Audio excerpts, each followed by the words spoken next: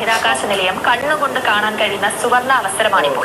വ്യാഴാഴ്ച വരെയാണ് വ്യത്യസ്ത സമയങ്ങളിലായി ബഹിരാകാശ നിലയം കാണാൻ കഴിയുക.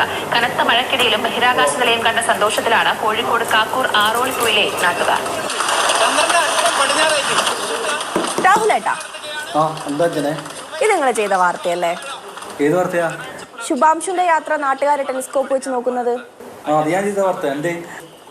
അല്ല, ശാസ്ത്രത്തിന്റെ വളർച്ച നമ്മുടെ നാട്ടിലൊക്കെ എന്തോരം മാറ്റങ്ങൾ കൊണ്ടുവന്നല്ലേ?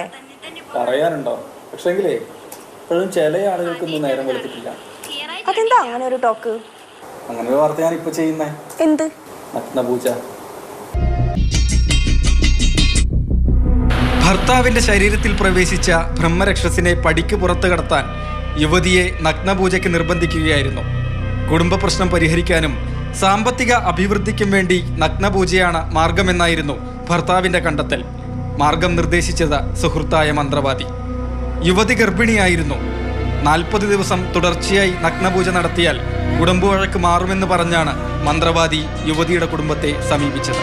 മോളെ, പ്രശ്നം എനിക്കല്ല, പ്രശ്നം ആണ് നിങ്ങളെ കുടുംബത്തിൽ ഇങ്ങനെ വിഷയം ഉണ്ടാവുന്നത്. ഓൻ്റെ മേത്ത് രക്തരസസ് എന്ന് പറഞ്ഞ് സാന്നിധ്യമുണ്ട്, അതിനോണ്ടാണെന്ന് പറഞ്ഞു.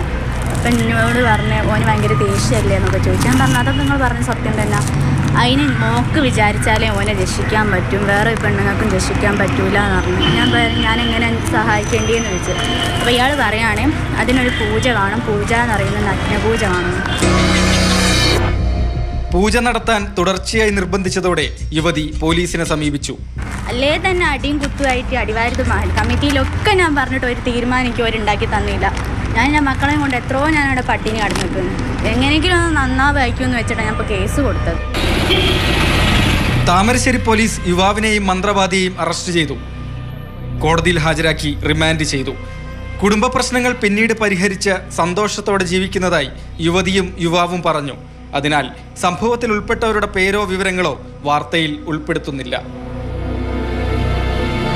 മാതൃഭൂമി ന്യൂസ്, കോഴിക്കോട്.